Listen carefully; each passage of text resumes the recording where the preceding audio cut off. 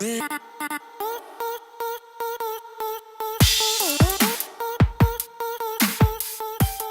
listening to SpectraCast, the show where I get behind the scenes on diversity and inclusion. I'll be talking to a number of people who have taken steps towards greater inclusion of others, and also with those who have benefited from being included in the workplace. Whilst my bias might be towards recruiting and retaining neurodiverse people, I'll also explore practical approaches to being more inclusive overall. Hi, I'm your host Chris Turner, and I've made it my mission to help employers to embrace and reap the rewards of being more inclusive of neurodiversity. In doing so, I hope to do my little part in ensuring more neurodiverse people get the same opportunities and choices as everyone else when it comes to work and employment. So, if you're curious and want to learn from those who are doing it, and you favour action over inaction, then stick around.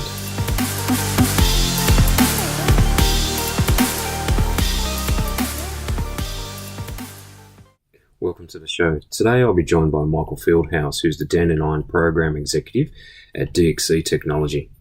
And in my discussion with Michael today, we go through the experiences of DXC Technology in their efforts to increase diversity and inclusion within their own organisation and how they've gone with that. Michael shares some really great insights and lessons that they've learnt along the way. So let's jump into the conversation with Michael. Yeah, okay. Well, maybe I can ramble on a bit and then kind of. We started. Helps steer you around. We started the Dandelion program that was originally started by Hewlett Packard. Obviously DXC is now a merger from Hewlett Packard Enterprise Services and Computer Science Corp, CSC. Mm-hmm. And so we started the program almost 5 years ago. We did about a year's worth of due diligence before starting the program. But how the initial kind of concept came up, I have two close friends who've all got autistic kids. One higher functioning, one lower functioning, and I don't like the word functioning because I think it's more about needs. Because I really learned a lot more about from the lower functioning individual.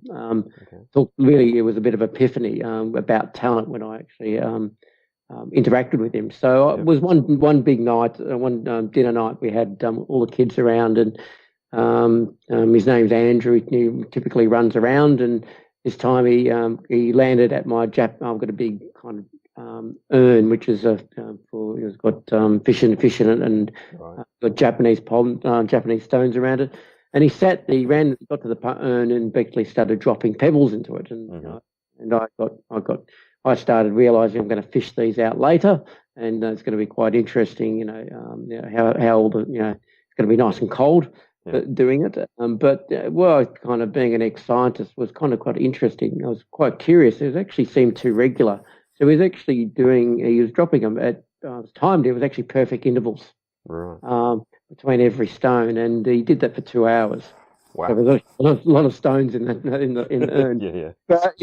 But what I learned that night was really about obviously attention to detail and repetitive tasks. But I think the biggest learning was actually seeing talent. Mm-hmm. And I think that's the idea that we look at too many people's weaknesses or disabilities rather than people's abilities. So that was my big epiphany. And that's where, we kind of started coming up with the concept. So we did a bit of a global search on, had anyone employed people with autism before? What are the challenges? And we went through a whole bunch of due diligence, and what kind of came out. And there was unfortunately, there was no evidence-based research around at this stage, or documented kind of learnings. There was something out of Virginia called Project Search we had a look at. It was really about high school transitions. But we still had difficulty of finding what the thing. But after talking to people and talking to we did a lot of co-design or co-thinking, I think, more than anything else, with a lot of the autism community groups. With the Autism CRC, we had Amaze, we had a whole bunch of people come in, and we said we're thinking about starting a program.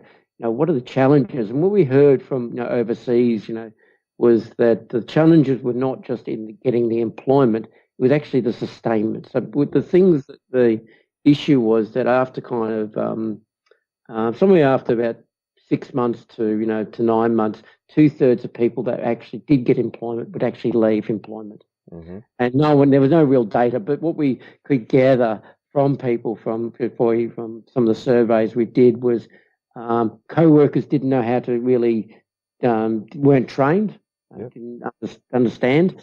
The environmental setups were that lighting and stuff that was didn't really that was okay.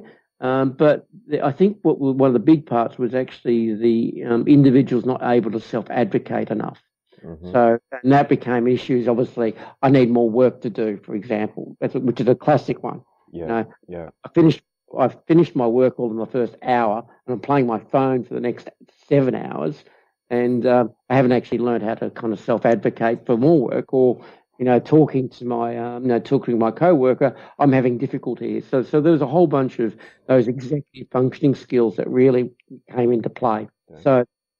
So when we kind of learned, when we were doing this, we kind of started pulling it together. We worked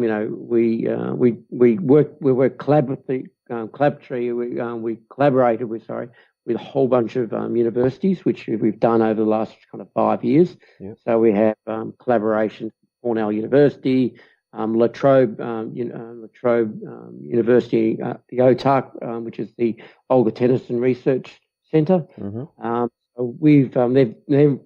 They've got the longitudinal research study underneath the program. So that was one of the things we wanted to do as we kind of did the program. We wanted to make sure we had a study underneath it so we could understand, what are the things were working well and what things weren't working well. Absolutely. And we wanted to leave that behind. So even if we didn't succeed, we'd at least have some footprints for people to say, well, maybe you can think of something better than we did.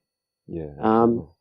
So we have that. We've kind of published quite a number of detailed reports around on the program. So I'll give you a little snapshot of that. But the key kind of parts when we started developing the program, it was a bit of epiphany that when we started building out, we needed a bit more of a programmatic approach to help people on the spectrum.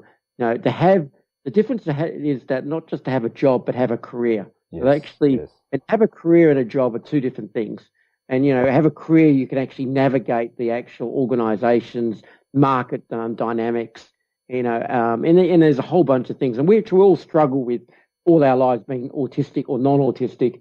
We all struggle with actually having careers, if that makes sense. I can relate. Yeah. So we all have that struggle. Some people seem to navigate it fantastically. Some of us kind of end up being a bit like spaghetti. It kind of goes around, it goes this way, it goes this way. So it's not but I think one of the things that people that are neurotypical, which is that they have the executive functioning skills and all those social skills to actually talk to people and find out a lot more about what goes on. So there's some of the big differences. So what we wanted to do is build a program that had sustainable employment. So that's the whole social purpose behind the program, sustainable employment. So one of the things we wanted to measure ourselves, obviously, was on retention. Mm-hmm. We also wanted to measure ourselves on quality of life. So, are the individuals satisfied in their jobs? So it was a critical job satisfaction, and also a quality of life, meaning, were they, did they feel like they had, the appropriate level of support? Were they actually? And the other one we measured was independence. So, they wanted to become independent. Yeah. And we now have a 92% retention rate. We have great job satisfaction scores. And a lot of that's actually, and also we have quality of life is good as well. The only thing we found through that is that depression and anxiety levels don't change even when they get employed, which is a big learning for all of us in the program, even the researchers. But even there's a whole big idea that when you get employment, your quality of life improves, and then therefore all the mental health aspects improve. We found some of that actually doesn't change, but we did see other things change, being suicidal ideation. So we said that would actually improve because people on the spectrum have a 9 times higher tendency in suicidal ideation. So we did see that, and that was really driven from having social inclusion, social friendships. So even though some of those underlying mental health challenges may exist and not necessarily get better, their ability potentially to manage that themselves had improved. Had improved, yes, exactly right. That was kind of very interesting for us, and that's just, I mean, we've got a longitudinal study. We're not just talking about a year here; we're talking 3 or 4 years of kind of longitudinal study. And what we're now thinking about with that is that we need to be better at, and this is probably generally in just not all in work environments, better at actually understanding mental health, even for ourselves, but also as managers. And I think this is not a label, but this is a really good insight into a slice of our population that has more comorbidities in mental health. So they've got 80% around in comorbidities. But this is a great way for us to actually reflect on: do we really have a healthy work environment, if that makes sense? Yeah. It's quite topical at the moment as well, isn't it? Yeah, it's topical. And it's also saying mental health is different in everyone. So for example, mental health is very different in effectively teenagers to into people, young adults, to different in female to men, and in different times of lives. Yeah. So we take too much of this overall arching of mental health and say it's just here it is, but it's all very different. Yeah. Men are more focused on addiction. Women are more around depression. So there's all these kind of elements that we are starting to learn better of. But this was a great way to better understand our a population, which is actually going to change the way we look at our workforce as well.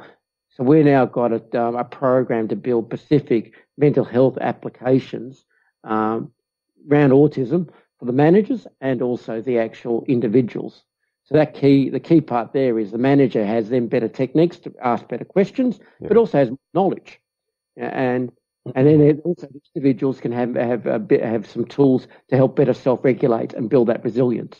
Yeah, absolutely. This is really important. Yeah. So we go on. No, I was going to say, you mentioned a really interesting stat just before, and I was wondering if we could delve into it around that retention rate.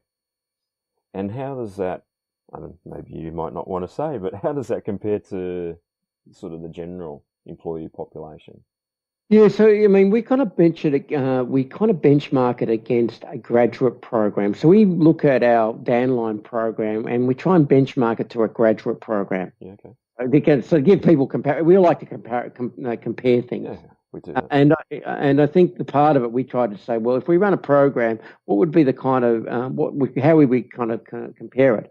And we compare it against effectively a graduate program. So some of the stats out of graduate programs is effectively after 3 years you've got about a 70 to 80% retention rate from a graduate program after 3 or 4 years. So you're getting a better retention rate. We've seen from people like about productivity, and I don't like matching productivity against one person against another person. So we're all different at different times, but we've seen generally productivity around 30 to 48% better productivity.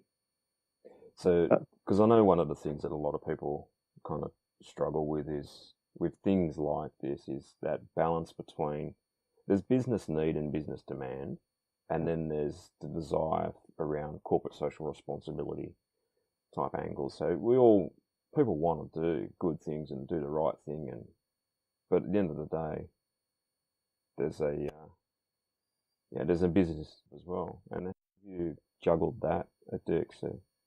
Yeah, I think overall we've kind of how do we justify to ourselves? Obviously, we've seen great retention rates, so that's quite been very very helpful. If you think about it from a corporate IP perspective, and that has a real cost when people leave to us. We've had retention rates.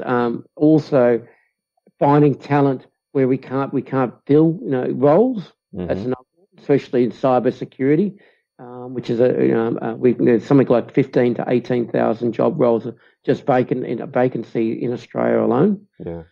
So cybersecurity, we've got the other one is, we've seen better productivity, and we've measured that. So we've got some really good kind of, while we've expanded, we're probably about at probably about 80 people at the moment in our program across Australia. We are probably one of the largest in the world, and we'll probably be hopefully by the end, close to near 100 by the end of the year. And that gives you a kind of an idea that we're not seeing this as just not to be flippant, but it's not a token effort. We want to make a difference. Yeah. And also by putting evidence-based research behind it, allows other organisations to learn from what we're doing. We've open sourced, the Dandelion program, which has now had over 200 organisations across 67 countries which download the material. I think something like over 1,900 downloads of material. Awesome. And then one thing we've also been very big at is trying to automate a lot of our learnings into tools. So we use an e-learning package. Now Google uses a Microsoft, so we shared a lot of our material with a company called Optimize, which is an e-training package. So that's a package focused very much on managers and co-workers and building their skills up. And that's the key thing, is actually building up the other parts, not just obviously the people that are on the spectrum, but also focusing on the managers and getting them better skills and actually getting a lot of people are empathetic, but they just don't know how to go about it. Yeah. That's one thing I think I've come across quite a bit, is there's a desire, and I think there's an understanding that it makes sense as well, that it's not just a good thing to do, but just not sure how to start and what does it mean. Am I too? Can I have the right conversation? Yeah. Is it going to? And I don't like the words using meltdown, but that's the kind of things people see, because they see that obviously in kids. Yep. They think that kind of translates to to adulthood, and that's kind of very different. And as we all know, we all grow up. And I think that's kind of it's some of those things that kind of we have to pull things back and actually say, this is. So we actually have a few tools. We use a couple of tools out of Israel that are used by Israeli Defence Forces. So they're one of the oldest programs on the globe. Which we've learned a lot from them as well. So, and the key part, we've got a assessment tool which actually gives us an idea about job fit and how their autism fits in within the work environment. It's used by the Israeli Defence Forces, and we also use a tool that's actually a work performance questionnaire tool. So one of the things we found as a difficulty was really about managers having, and this is when you talk about sustainability, managers really having an open, blunt conversation about performance. And people don't do it at the best of times. It's probably one of the worst experiences everyone has is doing performance management. You turn up and if you can't sometimes self-advocate, there's a lot of these things about having a performance management discussion. It's also about self-advocating. Yes. If you don't self-advocate and have self-confidence, you're really down on the, you really are on the... You're on the back foot, aren't you? Back foot already. Yeah. So we actually used a tool, which is a fantastic tool, which is a very blunt discussion tool. It really is kind of, which you think people on the spectrum is quite blunt. The manager does it, and it's just a 360 tool. So it actually is a really good way of actually kind of getting the gaps, because one of the things we used to see in performance management, the autistic person would put himself as 2, and the manager would put him at 5. There's always kind of these things where you're not really showing that the manager thinks you're really doing a great job. You're cutting the code, or you're doing these activities that are really good, but the self confidence is quite low. So this tool brings it up a bit. And in this tool that we do is that, it even asks some simple questions, which actually helps a manager and the individual. For example, did you turn up to work on time? And you might find that a bit offensive, but that's actually a really good question for an autistic person who has actually structured to routine.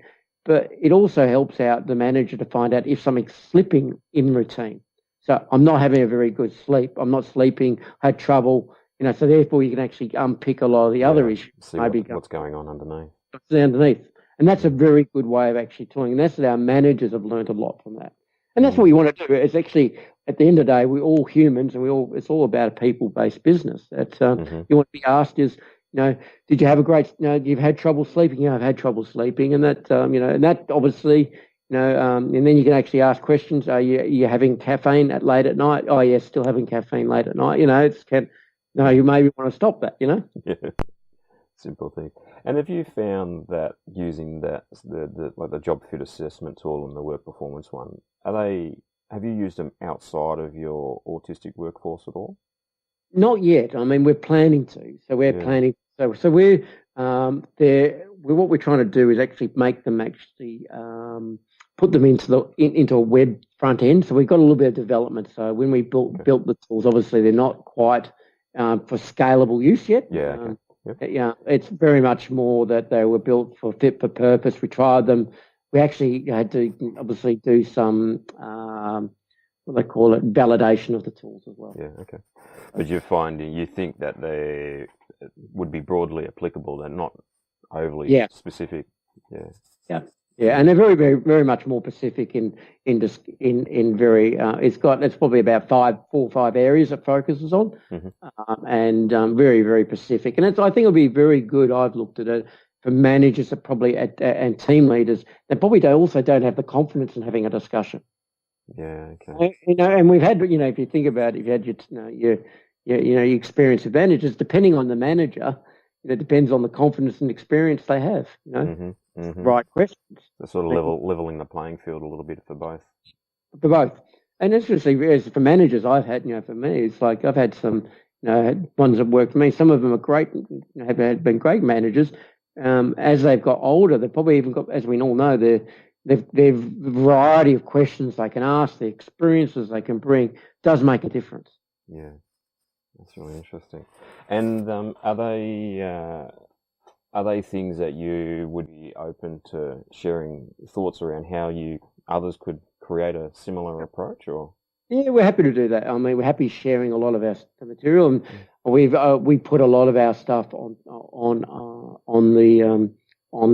Cornell website. So we distribute a lot of that, and we're now providing a lot more material to the Autism CRC as well. So that helps kind of what we're trying to do is to get dissemination of a lot of our things to other employers.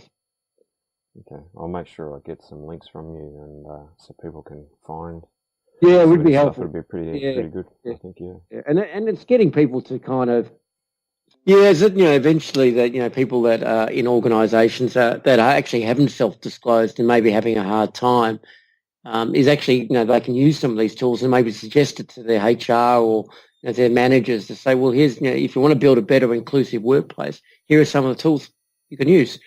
I think it does help those where you have people that probably maybe have been disadvantaged because work environments haven't been that inclusive, but they can actually do it. And that's what we're hoping too as well. It's not just about us developing something and getting helping to build this part of our program or better inclusive pathway, but it's actually also about having people that we know that are actually in our organisation, and they haven't disclosed. They find that that the organisations gets better. For just a simple example, we've been revisiting our EAP program, which is an employee assistance program, and making sure that when you have psychologists on there, which you can have access, but they have psychologists that actually have some of them have an autism bent.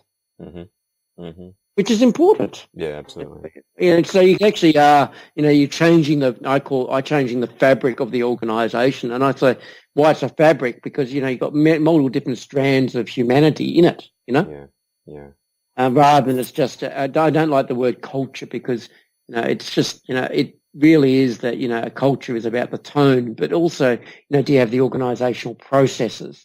Applied, do you have the, a bit like the EAP program? Does it represent inclusivity? For example, does it have Indigenous counsellors on there? If you had, and that's all questions. Not many people really think about the employee assistance program.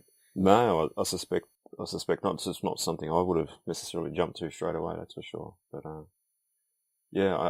take your point. It's pretty important. People are going to reach out to those sorts of avenues. They're going to have potential, and I think a lot of the challenges that I've seen with people is it's not work per se. It's always seems to be it's the intersect between work and their personal life. that seems to be the challenge. So it's that, the blend of what's going on at home as much as it is what's going on at work creates challenges for them. And I think often those things that they can be very unique to the individual's actual circumstances. So having internal processes and avenues to go to that can be empathetic and understanding of their particular issues or concerns it's going to only help. So you're absolutely right, and I think that's what we've learned is this is where these performance management tools are kind of, we've learned a lot. It's actually asking it's usually those things that happen outside of work that fall into work, and as not able to self-regulate that, or sometimes it's okay, but also it's also helping the individual to actually understand how to get the appropriate support in the workplace, but also how to sometimes navigate sometimes our complex support systems outside of work.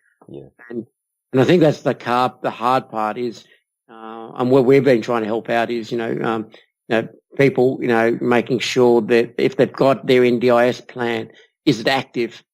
We say and I think, and just saying things like do you actually have support? What support do you have?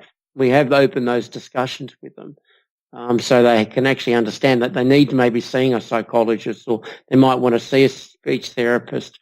All those things, yes, we have a lot of that in the program, but we're also ensuring that they start building those relationships outside the program to ensure that they have independence. Yeah. So we can move more people through the program, and that's the goal of it, is moving more people through the program to actually, over the 3 years, to build up we go through their technical skills, we build up their executive functioning skills, build up their life skills like nutrition, financial management. We build up all those skills to focusing on them having a career, but we want more people through the program. And so that's kind of what we ended up doing, is actually them having this career, they're independent. They actually are, they can advocate for themselves, which we focus on self-advocacy and self-independence, or independence. So we focus a lot on that to ensure that, we're not going to be around forever, but we also want them to have career movement. So maybe where they're starting in testing, for example, they might want to decide, well, don't want to be in testing, I want to do something else. And that's what we want to have. Want them to self-actualize. Yeah, which is awesome. This has been really interesting, Michael, and I've just noted we're pretty much on time. I want to say thanks very much for what you've been able to share today, even if we have had a couple of technical issues. Bound to happen at some point. And I'll get some links from you to share so people can, if they're interested in seeing some of that material that we've discussed and some of the sites like Optimize and the like, we'll make sure people know where to go for that. If there was one piece of advice you could give to an employer who was interested in doing something and it was at the start of the journey, what might that be? I think doing some management awareness training for the organisation makes a big change. I think just focusing on the managers and the co-workers, giving them an understanding of what it is, and most people want to give people a go. That's my view. But giving the managers and the co-workers a little bit of training, which they can, it can be available on our website. They can download the material. Makes a big difference. Or go talk to the autism community groups. That will actually help take away some of those initial risks, and probably people that also dispel some myths as well. Yeah. Okay. Awesome. Well, thanks a lot, Michael. I really appreciate it, and hope to chat soon. Okay. No problem. Cheers, Ed. Take care. See you. Bye. Bye-bye.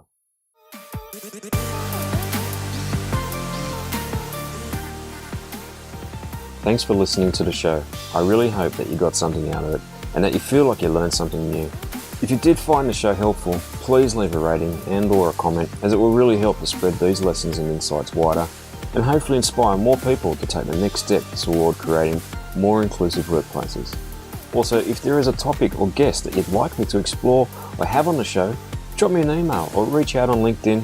Your input is what will help keep the show relevant and helpful going forward.